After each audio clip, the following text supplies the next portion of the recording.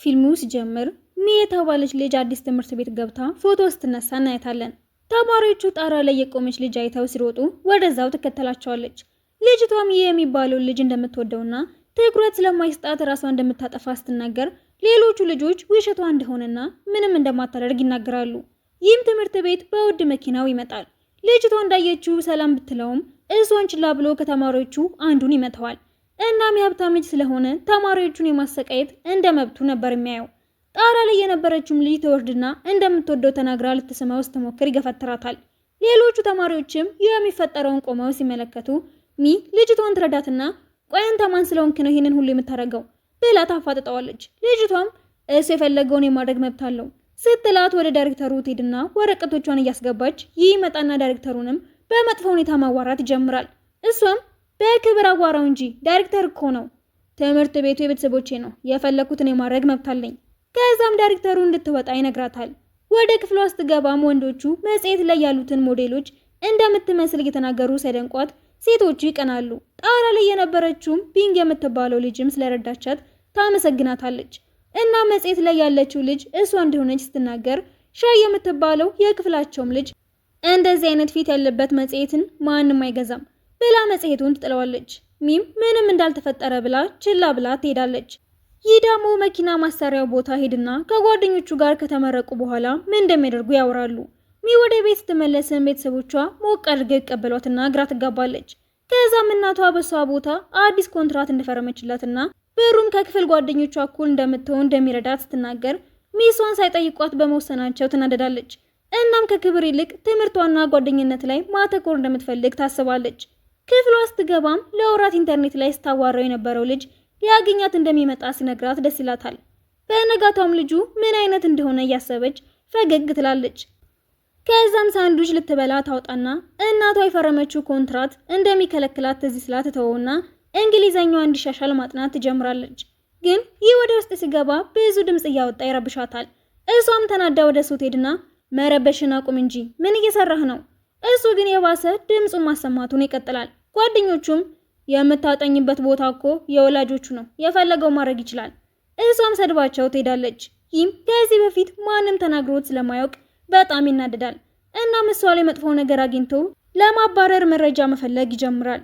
በቀጣዩ ቀንም ክፍሏ በመሄድ የዛቻ መልእክት ይሰጣትና በዚህ ምክንያት ሁሉም ስለነሱ ማውራት ይጀምራሉ። እሷ ግን እንዳልሰማ ሆና ታልፈዋለች። በሌላ ጊዜም ስጦታ ብሎ የሚያስፈራራ አሻንጉሊት ይልክላታል። ብትደነግጥም እሱ እንዳለው ግን ትምህርቷን ለመልቀቅ ፈቃደኛ አልሆነችም ነበር። የስፖርት ሰዓት ሲደርስም የሆኑ ሴቶች ውሃና ዱቄት ደፍተውባት ልብሷን ያበላሹባታል። በዩኒፎርም ስትሄድም አስተማሪው እንድትሮጥ ይቀጣታል። እግሯም ስለቆሰለ ነርሷ ጋር ትሄድና እንዴት እንደተፈጠረ ስትጠይቃት ማንንም ሳትወቅስ አደጋ እንደነበረ ትናገራለች። ከዛም እንደወጣች ይህ ወደ እሷ ይመጣና በእውነቱ ያንን ሁሉ ነገር እያደረግንሽ በመቆየትሽ ተገርሚያለሁ። ተንኮልህ በሙሉ ፈጣሪ የጎደለው ነው። ለማንኛውም እንስማማና እዚህ ላይ ያብቃን ብላ እጇን ብትዘረጋለትም ጥሏት ይሄዳል። ክፍል ውስጥም ጥንድ ጥንድ ሆነው የሚሰሩት አሳይመንት ሰጣቸውና ሚና ቢንግ አንድ ላይ ይሆናሉ። እየሰሩም ቢንግ እንደምትመጣ ተናግራ ትወጣለች። ከዚያም የይ ጓደኞች ላፕቶፑን ይሰርቋትና እሷም ታባራቸዋለች። ከዚያም ጋር ሲሄዱ እሷም ላፕቶፔን መልሱልኝ አልችልም፣ ምክንያቱም እኔ ጋር አይደለም። እሷም በጣም ብትናደድም ምንም ማድረግ ስላልቻለች ለመታገስ ትሞክራለች። ስለዚህ መልሰሽ ማግኘት ከፈለግሽ ወይ ትምህርት ቤቱን ልቀቂ አሊያም የሚደርስብሽን ሁሉ ታገሺ። በሁለቱም ካልተስማማሁስ? እሱም የሚላትን ሁሉ እንድታደርግ ኮንትራት ያቀርብላትና ትፈርማለች። በነጋታውም እየተማረች እያለ ሶፍት ይዛ የወንዶች መታጠቢያ ቤት እንድትመጣ ይጠይቃትና የተባለችውን ታደርጋለች። ግን ጓደኞቹ እየቀረጹ ሌላ ነገር ለመስራት የመጣች ያስመስሉታል። እሷም ለማልቀስ ትንሽ ቀርቷት ለምንድነው ይሄንን ሁሉ ግን የምታረጉት? አይዞሽ ፈታ ለማለት ብለን ነው። በቀጣዮቹ ቀናትም ቡና እንድታመጣ እያዘዘ ስቃይዋን ያበላታል። ልትሄድ ስትልም የቤት ስራውን እንድትሰራ ሲነግራት በሚያስቅ መልኩ ትጽፍለታለች። አስተማሪዋም አድንቃው ለሙሉ ክፍሉ ስታነባው ልጆቹ ይስቁበታል። እሱ መሳቂያ በመሆኑ በጣም ይናደድና ከዛም በቪዲዮ ኮንትራቱን ስላልተከተለች እንደሚቀጣት ሲናገር እየሮጠች ወደ እሱ ስትሄድ ጉልበቷ ላይ ቁስል ያይና በፕላስተር ይለጥፍላታል። ተጨንቄልሽ እንዳይመስልሽ ሰራተኝነትሽ እንድትቀጥይ ብዬ ነው። ከዛም ያመጣችለትን ምግብ ሊበላ ሲል ትከለክለዋለች። እናም መሬት ላይ ወድቆ እንደነበረ ታስተውልና ይዛ ወጥታ ውጪ ላይ ላገኘችው ውሻ ትሰጠዋለች። ኢንተርኔት ላይ ከምታውቀው ልጅ ጋርም ሊገናኙ ስለነበረ አምሮባት ስትወጣ ወንድሟ ወደ ፍቅረኛሽ ልትሄጂ ነው እንዴ? ኧረ አይደለም፣ የማገኘው ሰው አለኝ፣ ቤት እንዲያውቁ አልፈልግም ብላው እንደወጣች ይህ አዲስ ትዕዛዝ ይዘው ይጠብቃታል። እሷም በጣም ተናዳ ዛሬ ረፍት እኮ ነው፣ የማድርገው ነገር አለኝ፣ ብቸኛ የምታረጊው ነገር እኔ ማገልገል ብቻ ነው ብሎ ልብስ ቤት ይወስዳታል። እናም ቀሚሶች እንድትመርጥ ይነግራትና ለማምለጥ ብትሞክርም ስላልተሳካላት ከልጁ ጋር የሚገናኙበትን ቦታ ተቀይረዋለች። ይህም የምትለብሳቸው ሁሉ እንዳላማሩት ሲናገር ለመቀየር ሄደች መስላ አምልጣ የሚባለውን ልጅ ታገኘዋለች። እንደተቀመጡም የልብሱን ወረቀት አላነሳሽውም፣ ምን ሆነሽ ነው? መጣው መታጠቢያ ቤት ደርሼ እመለሳለሁ ብላ ወደ ልብስ ቤቱ ትሄድና ልብሷን ቀይራ ወደ ትመለሳለች። ይህ ሲደውልም ተመልሳ ትሄዳለች። ከዛም አሁንም አምልጣ ወደ ስትሄድ መጽሐፍ በስጦታ መልክ ስጣትና ደስ ብሏት ጥሩ ፍቅረኛሞች እንደሚሆኑ ስታስብ በድጋሚ ደወላትና ስትደርስ ይህ እየፈለጋት ታገኘዋለች። እሷም ምን እንደምትለው ግራ ስትገባ ቦርሳዋ እንደረሳችው ነግራትና ይዞላት ሲመጣ ስትሰራ የነበረው ይጋለጣል። ሁለት ወንዶችም እንደሚተዋወቁ ብትጠረጥርም ይክዷታል። ከዛም ለ3 ይቀመጣሉ። ይህም ሰራተኛዬ ናት፣ ግን ሁሌም እንደ ህፃን የሚያደርጋት። እሷም እኔና ደግሞ ሁሌም በጽሁፍ እናወራ ነበር፣ ሺም ውጭ ያለው ሁሌም እናወራ ነበር፣ አሁን ግን ላገኛት መጥቻለሁ፣ እናም እንዴት እያሰቃያት እንደነበረ ነግራኛለች። እሷም በሚያወሩት ነገር ላለመሳቅ እንደምንም ራሷን ትቆጣጠራለች። ሺም ቀጠል አድርጎ እሷን ብቻዋን ብትተዋት ጥሩ ይመስለኛል ብሎ ጥሏቸው ሲሄድ የልጅነት ጓደኛሞች እንደነበሩ ይነግራታል። ቤቷ ስትመለስም ደውላትና የሳለላት እንደወደደችው ጠይቃት በተፈጠረው ነገር እንዳልተከፋ ስታውቅ ደስ ይላታል። ይህም አባቱ ትምህርቱን ጨርሶ የቤተሰቡን ስራ እንዲረከብና አስጠኝ እንዲቀጠርለት ሲናገር እሱም እንድታስጠናው ሀሳብ ያቀርባል። በነጋታውም ትምህርት ቤት እንደደረሰ የመኪናውን በር እንድትከፍትለት ያዛታል። ከዛም ይህ አዲሱ ኮንትራት ነው፣ አስጠኝ ትሆኛለሽ። አልፈልግም። ማን ጠየቀሽ? እያዘዝኩሽ እኮ ነው ያለሁት። እሷም በሙሉ የረፍት ጊዜዋ እንደሚወስደው እያሰበች ለቤተሰቦቿ የሆነውን ስትናገር አባቷ ካልፈለገች እንዳታደርገው ሲመክራት፣ እናቷ ግን በጣም ሀብታም ቤተሰቦች ስላሉት እንዲያውም እንዲወዳት እንድታረገው ተነግራትና መጣላት ይጀምራሉ። በመጨረሻ ማስጠኙ ለመሆን ትስማማለች። ከዛም ወደ ቤቱ ስትሄድ እናቱ በትህትና ትቀበላታለች። እሱን እየጠበቀችው መጽሐፍ ለማውረድ ስትሞክር ቀድሟት ያነሳውና እዚህ ቤት ለምታረጊው ነገር በሙሉ እኔን መለመን አለብሽ። አላደርገውም። እሱ መጽሐፉን በመስኮት ይጥለዋል። ከገንዘብ ውጪ ለአንተ ምንም ግድ አይሰጥህም አይደል? አሁን ለተናገርሽው ይቅርታ መጠየቅ አለብሽ። አልጠይቅህም። ምን ልታደርግ ነው? በቀጣዩ ቀንም ትምህርት ቤት ሴቶቹ ከሱ ጋር ጊዜ በማሳለፏ ቀንተው የምትጠጣውን ቢመርዙባትም ቀድማ ቀይራባቸው ስለነበረ እራሳቸው ሽንት ቤት ይመላለሳሉ። ማታ ላይም ምርጥ ራት አዘጋጅቶ ሚኒ ጋብዛታል። ከዛም የድሮ ፎቶ እያሳያት ከይ ጋር ቀሚስ ለብሰው የተነሱትን አግኝታ በጣም ትስቅበታለች። ወደ ቤት ስትሄድም ከሻወር ሲወጣ ታገኘውና ስትደናበር የባሰ ትገፈትረዋለች። እሱም ማንም እንደዚህ አይቶኝ ያውቅም፣ ስለዚህ ከዛሬ ጀምሮ ፍቅረኛ ይቶኛለሽ። በቀጣዩ ቀንም እሷን ለመውሰድ ቤቷ ሄዳል። እባክህ ፈልጌ ያላየሁም እኮ ተወኝ፣ በቃ ልሂድ። ሁሉም ሴት ከኔ ጋር ለመሆን ይመኛል እኮ፣ ስለዚህ እምቢ የሚል መልስ አልፈልግም። ስለ ሁኔታው ይሰማና መኪና እንዲወዳደሩና ያሸነፈ ከሷ ጋር እንደሚሆን ይስማማሉ። ግን በውድድሩ መሃል ችግር ውስጥ እንደሆነች ይነገረውና ወደ እሷ ጋር በመሄድ ያድናታል። ከቀናት በኋላም የኮንሰርት ትኬቷ ስለተቀደደባት ከይ ጋር ተጣልታ ስትወጣ ቫዮሊን የሚጫወት ልጅ ታይና በርሳታው በድጋሚ እንዲጫወትላት ብትጠይቀውም እሱም ቢላታል።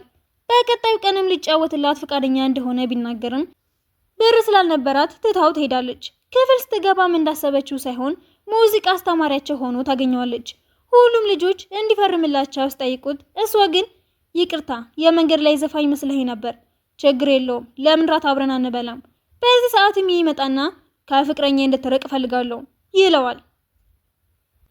በቀጣዩ ቀንም ሻያ ይህ ፍቅረኛ እንዳለው ተናግራ የቆንጆ ሴት ፎቶ ስታሳያት እሷ ስለ ድሮ ምንም እንደማይመስላት ስትናገር ልጅቷ ተናዳ ምግቡን ትደፋባታለች። ግን አሁንም እንደተረጋጋች ትወጣለች። ከዛም እሱ የተባለችውን ሴት በመኪናው ይዟት ሲመጣ ታየውና እውነትን ፍቅረኛው እንደሆነች ስታስብ እሱ ግን ቤተሰብ ናት፣ በዛ ላይ የሙዚቃ አስተማሪው ፍቅረኛ ናት ይላትና ያረጋጋታል። ልጅቷን ፍቅረኛዋ ጋር ትሄድና ፒያኖ መጫወት እንደምትፈልግ ትነግረዋለች። ለረጅም ጊዜም ተራርቀው ስለነበረ አንድ ላይ ሄዱ ለማውራት ይሞክራሉ። ማታ ላይም ከሆነ ፓርቲ ሲወጡ ሁለቱ ሴቶች ይገናኙና አንድ ላይ ይቀመጣሉ። ልጅቷም ይህ በጣም ከባድ ህይወት ስላሳለፈ ነው ስሜቱን እንዴት መግለጽ እንዳለበት የማያውቀው፣ እንዴት እንደሚነግርሽ ጠፍቶት እንጂ እንደሚወድሽ እርግጠኛ ነኝ። እናም የሙዚቃ አስተማሪ ወንድም እንደሆነና እንድታቀራረባቸው እንድትረዳትም ትጠይቃታለች። ከዛም ሴቶቹ ጓደኛሞች ይሆኑና ወደ ጫካ አንድ ላይ ጉዞ ለማድረግ ይስማማሉ። በቀጠሯቸው መሰረትም ሚስ ስትዘጋጅ ልጅቷ ግን ስላመማት እንደማይመቻት ለመናገር ብትፈልግም ስልኩን ወንድሟ ያነሳውና ሳይነግራት ይረሳዋል። እሷም እዛ ሄዳ ስትጠብቃት ትቆያለች። ይህም እህቱን ሐኪም ቤት ይወስዳትና ጫካ ውስጥ ብቻዋ እንደሆነች ሲያውቅ ሊፈልጋት ይሄዳል። በዝናቡ ምክንያትም አደጋ እንደደረሰ ሲሰማ ሞታለች ብሎ ስላሰበ በጣም ያዝንና ያለቅሳል። በዛም ሰዓት እሷ ከሐዋላው ስትጠራው ያቅፋትና ፍቅሩን ይገልጽላታል።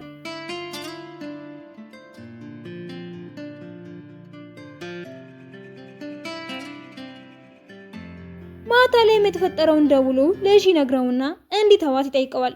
እሱም ስላላመነው ለሚደውሎ እውነት መሆኑን ሲያረጋግጥ በመቶ ፋንታ አብራው እንድትሆን ይጠይቃታል። ከወራት በኋላም የሩጫ ውድድር ላይ እየተሳተፈች ሻያ መሮጫውን መስመር ትቀይርባትና ትጣፋለች። ሙዚቃ አስተማሪውም እንዳልመጣች አስተውሎ ይፈልግና ያገኛታል። ከዛም ቁስሏን አክሞላት እዛው ያድራሉ። ጠዋት ላይም እየተፈጠረውን ሲሰማ ወደ ጫካው ይሄዳል። እሷንም የወንድሙ እጅ ላይ ያያትና ተናዶ ካሁን ወዲያ እንዳትነካት ይለውና ወደ ቤት ይወስዳታል። በቀጣዩ ቀንም ወንድማማቾቹ በድጋሚ ትምህርት ቤት ይገናኙና ይህ ከፍቅረኜ እራቅ ብያለሁ፣ እሷ እኮ ትልቅ ልጅ ናት፣ አንተ የምትለኝን ሰምቼ አይደለም የምርቃት፣ እሷ ከፈለገች ብቻ ነው። ከዛም አስተማሪው ፓርቲ አዘጋጅቶ ሁሉም እንዲዝናኑ ይጋብዛል። ይህ ግን ምሽቱን በሙሉ አብሮ ስለነበሩ ቅናት ስለተሰማው በድጋሚ ጥል ይጀምራል። እሷም በእሷ ምክንያት እንዲጣሉ ስላልፈለገች ጥላቸው ትሄዳለች። ማታ ላይም ሻያ 3 ወንዶች ጋር በአንዴ እንደሆነች ፎቶ እያሳየች ልታዋርዳት ስትሞክር ሚጥላ ተወጣና እሱ ተከትሏት ይቅርታ ልጠይቃት ቢሞክርም ውሃ ውስጥ ይወድቃል። እሷም እሱን ለማዳን ብትሞክርም መቆጣጠር ስላልቻሉ ሁለቱንም ከመስመጥ የእሱ ወንድም ያድናቸውና እሱ ውሃ ውስጥ ይሰምጣል። ሆስፒታልም አያትየው የልጅ ልጁ እንዲፈልጉትና እሷንም በመጥፋቱ ሰበብ ስለሆነች እንድትሄድ ያዛታል። በነጋታውም ሆስፒታል ብትሄድም አያትየው ያባርሯታል። እሷም ውጭ ላይ ቁጭ ብላ ቫዮሊን ሲጫወት እያሰበች ስታለቅስ ሺ መጥቶ ያጽናናታል። እናም እስካሁን እንዳልነቃ ሲነግራት በእሷ ምክንያት እንደሆነ ስላሰበች ስታለቅስ አቅፎ ያጽናናታል። በቀጣዩ ቀንም ከትምህርት ቤት ትባረራለች። ሌላ ቦታ ለመግባት ብትሞክርም ሳይሳካላት ይቀራል። አባቷም ያለምንም ምክንያት ከስራው ይባረራል። እሷም ሌላ ከተማ ሄዳ ለመማር ትወስንና ይህን በድብቅ ታየዋለች። እንደዛ ሆኖም ስታይ መቋቋም አቅቷት ታለቅሳለች። ከዛም በኋላ ሀገር ቀይራ ወደ ሌላ ቦታ ትሄዳለች። እሱም ከጊዜ በኋላ ይነቃል። ወንድሙም ቢሆን ይገኛል። ግን እሱ የእሷን አለመኖር ማመን ሲያቅተው በጣም ይጎዳል። ብዙ መስዋዕትነትም ከፍሎ ያገኛታል። በጣም እንደሚወዳትም ይነግራትና ከዛም ለአለመለያየት ይወስናሉ። ከወንድሙ ጋርም ተስማምተው መግባባት ይችላሉ። ሺም ቢሆን ይህ እንደምትወደውና እሱ ፍቅረኛዋ መሆን እንደማይችል ሲገባው ጥሩ ጓደኛዋ ይሆናል። እሷም የፊልም ዳይሬክተር የመሆን ህልም ስለነበራት እሱ ህልሟም ይሳካላታል። የመጀመሪያ ፊልሟ ቀረጻ ላይም የአያትና ቤተሰቦቹ በጠቅላላ እንደሚዋደዱ ሲገባቸው ድጋፋቸውን ሊያሳዩት ይመጣሉ። አያቱም የሁለቱንም እጅ አንድ ላይ አድርጎ ደስተኛ እንዲሆኑ ይነግራቸዋል። ይህም እንደለመደው ውል ስጣትና ስትከፍተው እሱ በተራው ሰራተኛዋ መሆን እንደሚፈልግ የተጻፈ ነበር። አለቃዬ ሁኚ፣ የፈለግሽውን ዘዢኝ፣ የጋብቻ ጥያቄ የሚያቀርብላትና በደስታ ትስማማለች። ፊልሙም በዚህ ይጠናቀቃል።